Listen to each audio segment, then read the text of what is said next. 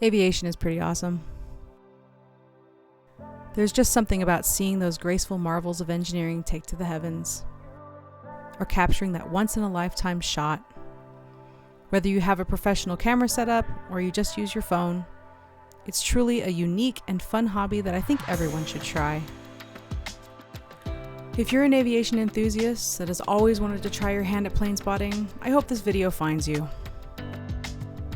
Hi, my name is Jeanette, or It's Not Superman, and I'm an aviation photographer from Salt Lake City, Utah. I've been doing plane spotting for over a decade, but I only started taking it seriously back in November of 2024. I have learned a lot since that time, and so much of it was on my own with a lot of trial and error. I've been wanting to make a video like this for a while now, for anyone who has never done plane spotting before, wondering where to start, what it actually takes to be a plane spotter. Now, obviously, if you show up to an airport to watch planes, with or without a camera, you're a plane spotter, no question. But if you want to take your hobby to the next level, especially if you want to take incredible photos or videography, then hopefully this video will be helpful to you. Other, more seasoned plane spotters have made videos like this, but I wanted to make my own, based on how I personally plane spot from day to day. Hopefully this video doesn't scare you off, because things like listening to ATC, cleared RNAV Zulu 16 right approach, Delta 2031. And tracking planes sounds very overwhelming. It certainly was for me when I first started, but hopefully instead it encourages you to take your shot, no matter your skill level. The first big step is getting to know your airport. Not all airports are spotter friendly, which is unfortunate.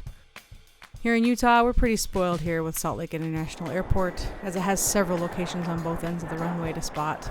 But wherever you are, learning more about your airport and its surrounding areas will be essential to your success, especially knowing the runways. I highly recommend downloading a map of your local airports with clear labels of the runways. I personally like the maps provided on AccuQuick. It gets rid of all the extra fluff around the airport and focuses only on the runway labels. The runway numbers are important for knowing what direction the plane will be landing or departing on. If a plane is landing towards the numbers, that's the runway number the airport is using that day. It can take some time to memorize them, especially if you spotted a large or complicated airport, so don't worry if you need to take that cheat sheet with you. Most airports have at least one or two areas where you can safely spot. Some are better than others, and some that the general public may or may not even know about. Spotters will always find the best places, even if it's somewhat unconventional. Some might take more walking and hiking, but how do you find these places? I highly recommend checking out the website spotterguide.net. It has a large database of airports around the world and many locations that fellow spotters have found that work great for casual viewing or photography. Just look up your airport and scroll down the map. It'll show you all the suggested spots, and you can read descriptions, see location photos, as well as examples of the kind of photography shots you could potentially take. I recommend scoping these locations out ahead of time just to make sure that they're still there or things like construction or closures haven't impacted the area, as this website isn't always updated often. Like this road I used to love to spot at Salt Lake that is no more. So get out there and get yourself familiar with these spots, especially the ones you like the most.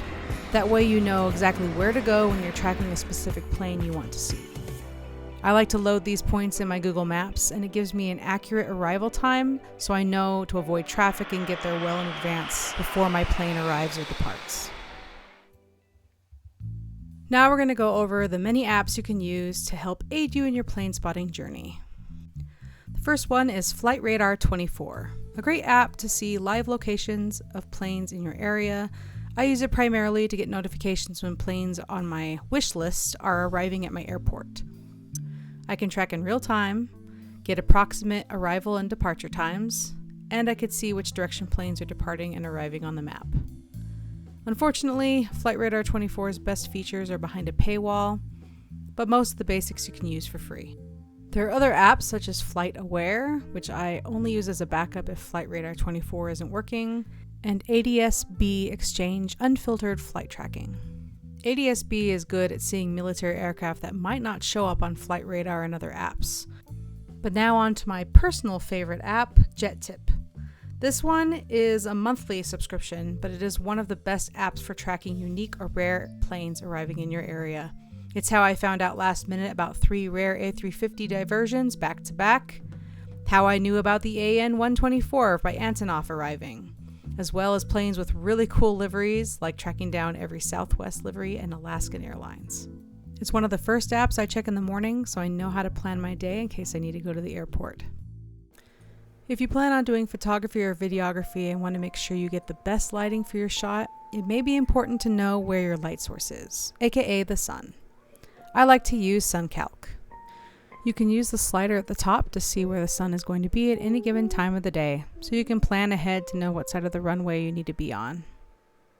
A general rule of thumb is to make sure you and the sun are both facing your subject, or the sun is behind you as much as possible, so you can maximize the light and contrast on your plane.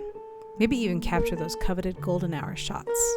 Or sometimes the background is just too gorgeous to ignore and you need to take the risk and shoot right into the sun. And as you can see with these shots, boy did it pay off. You don't always get a choice on where you'll be when the plane arrives, so you just have to make the best of the situation and hope and pray you can fix it in the editing process.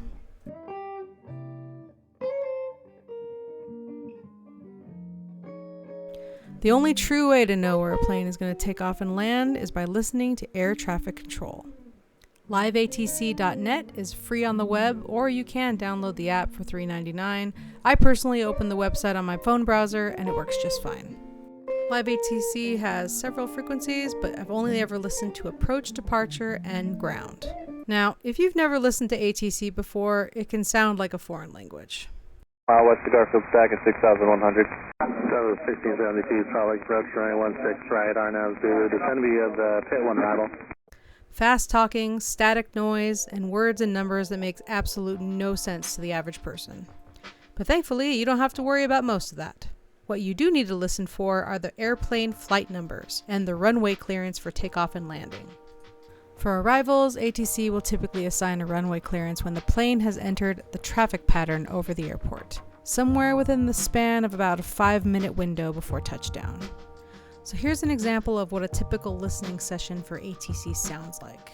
We're going to be tracking this Boeing 767 with flight number DL54. You can see it's about to enter the pattern, so you'll hear ATC tell the pilots to switch to approach. Delta 534 Heavy, ready to speed to 210 and contact approach 125.7. Delta 21 and call 125.7, Delta 534. Now the pilots will call approach, and this is where ATC will assign them a runway. By the looks of it, it's either 16 right or 16 left. Approach Delta 534 Heavy's passing 11.8, descending via the Utes 1, 210 knots. Delta 534 Heavy, Salt Lake approach at Lava, cleared RNAV Zulu, runway 16 right approach. At Lava, cleared RNAV Zulu 16 right, Delta 534 Heavy. Alright, you heard it. 16 right it is. Now we have time to head over to that runway and capture our plane landing. For departing planes, we want ground ATC. Taxi instructions and runway assignments are assigned after pushback. For example, let's track this Delta Airbus A319, flight number Delta 2111. Hey, ground, good evening, Delta 2111, 2 East South, taxi Sierra. And Delta 2111, yeah, follow company from the right, 16 left taxi. Okay, 16 left taxi down the company, we got him in sight on the right here. Thanks, Delta 2111.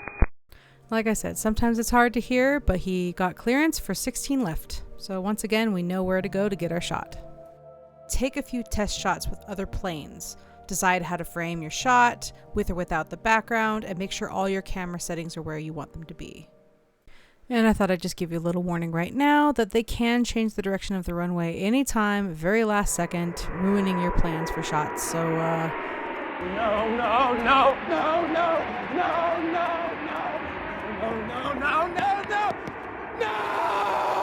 Just be warned. It's all part of the beauty of plane spotting, but I promise it'll happen to you. Thank you so much for watching. I hope this video was informative and helpful. You don't have to take any of my advice, but maybe something in this video gave you an idea of what you can do to start your own plane spotting journey. I don't usually make content like this, and I'm not trying to be a YouTuber or a content creator. I just wanted to make something that would hopefully help someone out there. Now, of course, I would love to dive deep into camera settings, photography tips, editing, all that kind of stuff, but maybe I'll save that for another video. But for now, you've got the basics. Track your plane using the tracking app of your choice. Figure out the approach departure directions that day, as well as sun direction, so you know what side of the airport and runway you need to be on. Arrive early, at least 30 minutes before arrival departure, so you have time to listen to ATC and get your camera ready for the perfect shot. Now get out there and take some great plane photos. Thanks for watching and take care.